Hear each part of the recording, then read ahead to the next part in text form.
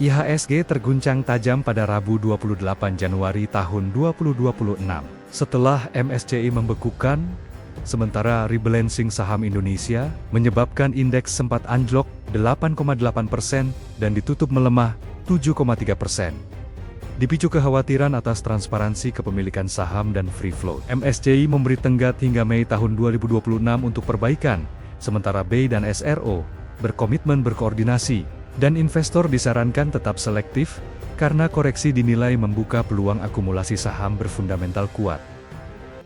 IHSG terguncang tajam pada Rabu 28 Januari tahun 2026, setelah MSCI membekukan, sementara rebalancing saham Indonesia menyebabkan indeks sempat anjlok 8,8% dan ditutup melemah 7,3%.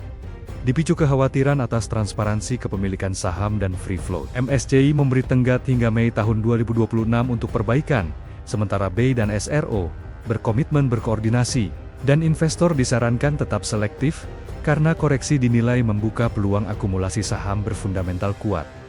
Tapi ada gambaran nggak sih Pak formulasinya nanti ketika bulan Mei itu apa aja yang akan disampaikan ke MSCI dari Indonesia? Nggak, kan saya bilang di awal, kita sebenarnya di awal tidak tahu menghubungi kita on behalf oleh investornya. Jadi investor-investor asing lewat Pak Irfan, lewat beberapa direksi, itu kita sekarang lagi educate. Jadi mereka minta waktu ke kita untuk kita jelaskan apa yang terjadi hari fenomena ini. Jadi Pak Irfan dengan beberapa investor langsung, yang Korea terutama, melakukan diskusi-diskusi. Tentu saja kami terus edukasi juga, tidak langsung kumpulin mereka. Tapi beberapa event, dulu Pak Irfan ada beberapa event, Pak Jeffrey juga ada beberapa event, Pak Nyoman ada, itu kita juga saling apa yang didapat sekarang. Jadi memang secara tidak langsung kita tidak mungkin seperti dulu kita kumpulin semua, kita jelaskan. Karena ini kan sebenarnya impact-nya adalah apa yang dilakukan oleh Indonesia yang kita nggak bisa kontrol. Ini kan beyond our control gitu. Karena udah 2 tahap gitu sampai ya kita ikutin ininya aja Mbak, apa pengaturan protokol yang kita punya gitu ya, nanti kita akan ikuti itu aja kan. 18, 15, 20 ya, 15 akan terlihat lagi 30 menit, amit-amit. Kalau sudah 20 kita tutup sampai akhir. Protokol itu tetap berlaku karena itu protokol yang memang kita set untuk mengantisipasi market seperti ya seperti market crash dan yang lain gitu. Udah ditelepon konglomerat belum Pak? Dia mau nanya lu kasihan ya Pak. Atau nelpon konglomerat belum Pak untuk bantuin market kita? Jadinya dia Prayogo gitu kan misalnya. Direktur bursa kan mesti jaga independensi. Bisa. Ya siapa tahu. Buat judul tuh Pak. Pokoknya gua tahu gua makan. Kalau dikasih udah baca Bu. Ya saya nggak ingin lihat alasannya apa.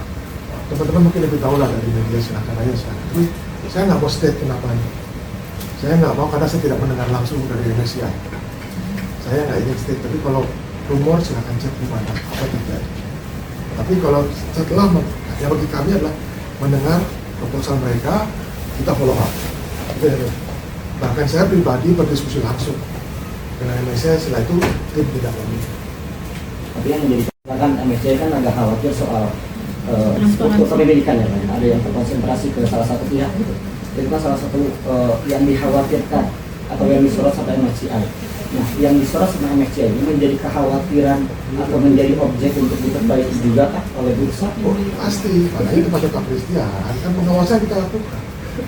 Kan kita lihat terus bagaimana, termasuk tadi kan, makanya kita juga mensupport apa yang dilakukan MSCI, karena dari sisi transparansi jadi lebih baik. Gitu kan? Sekarang lebih komprehensif, makanya kita bursa mensupport apa yang diminta MSCI. Jadi, ini semuanya selama yang salah, enggak. Ini bukan salah benar. Kalau salah, lihat transaksi kita. Tahun lalu the best tahun. Nah, tanya, MSCI udah lakukan kan ya? Apakah MSCI udah terapin? Enggak. Tahun lalu, even hari ini, secara transaksi kita the best in Asia, nomor 15 di dunia. Nah, sekarang saya tanya, kalau 30 triliun orang nggak percaya gimana mau transaksi? Kan gitu. Nah saya tanya teman-teman sekarang, ya maksudnya, tolong titip saya titip, tolong jaga market kita. Bahwa market kita belum sempurna, iya pasti. Tapi kita menuju ke sana, makanya kita punya master plan, berbagai perbaikan yang dilakukan. Tapi jangan melihat bahwa dengan MSCI bahwa ini gagal. Saya nggak sepakat dengan itu. Tetapi kita melihat apa yang dibuat MSCI jadi momentum bagus untuk perbaikan yang dilakukan. Jadi maksudnya jangan teman-teman merasa bahwa apa yang MSCI, karena hari ini tanpa adanya MSCI bikin report announcement 13 triliun, 30 triliun, Pak Ivan bilang tadi, hari ini keluar Pak 30,6 triliun dari 30 triliun Pak. So our 90% masih percaya market kan gitu. Jadi maksudnya jangan dikecilin tentunya hanya karena announcement. Jadi maksudnya ini kita sama-sama jaga market kita. Kalau tadi dibilang sempurna, pasti belum. Saya ingin dengan S1, kita masih optimis bahwa insya Allah market kita ini merupakan market yang juga dilihat oleh investor, terutama asing. Ini kan dampak MSCI itu kan investor asing. Pak, ada pengaruh ke minat IPO sendiri nggak Pak dari pasca keputusan ini? Ini nyerempet kemana-mana. Sekalian Pak. MSCI ya Pak? Sekalian Pak. Pertanyaan terakhir. Ih, ada lagi. Saya ingin menamakan yang Pak Iman. Nah, teman-teman ini kan udah dewasa, melihat sesuatu isu itu secara proporsional, gitu ya. Lihat secara proporsional. Apa yang saya ingin sampaikan? Pertama tentu kita open mind. Kalau ada hal-hal yang kita perlu perbaiki, kita akan perbaiki. Sisi yang lain, lihat pertumbuhan pasar kita yang sudah kita jaga benar-benar. Nah, ngelihatnya itu mesti proporsional, gitu ya, yang pertama. Kemudian kedua, mudah-mudahan ini jadi terakhir ya pertanyaannya, karena setelah ini kita ada pertemuan lain dengan stakeholder yang lain, gitu ya. Terkait dengan minat IPO, ini pas banget teman-teman sekalian, pada saat ini ada informasi yang berhubungan dengan transparansi informasi. Sisi yang lain, pertanyaan teman-teman ke minat IPO. Teman-teman sekalian, di periode tahun yang lalu ya, dari sisi jumlah IPO, jadi jumlah perusahaan yang submit dokumen. Saya bilang submit dokumen ya, jangan lihat perusahaan yang tercatat dulu, tapi submit dokumen. Itu relatif tidak menurun dari yang sebelumnya. Namun kan kita selalu sampaikan bahwa dengan berkembangnya waktu, kita juga melihat bagaimana memastikan dari sisi going concern isu ke depan, sehingga kami sangat selektif ya untuk memberikan persetujuan menjadi perusahaan tercatat. Jadi yang ingin saya sampaikan kepada teman-teman, minat menjadi perusahaan tercatat itu saya tidak melihat penurunan dalam konteks ini.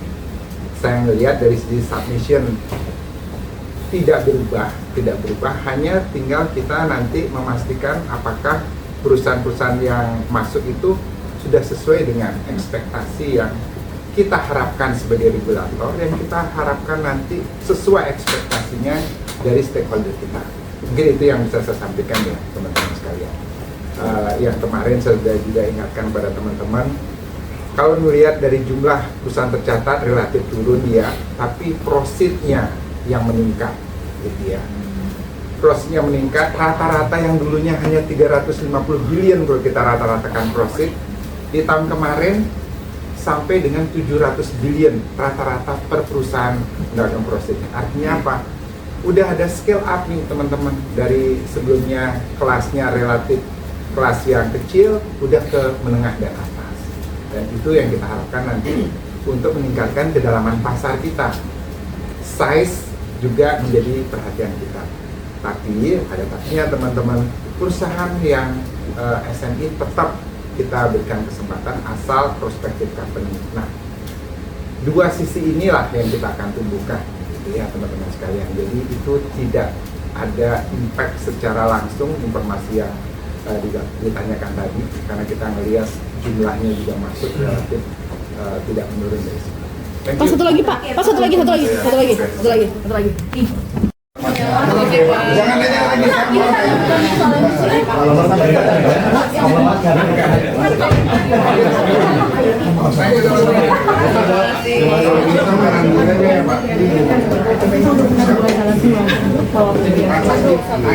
Ayo HP-nya diambil HP-nya.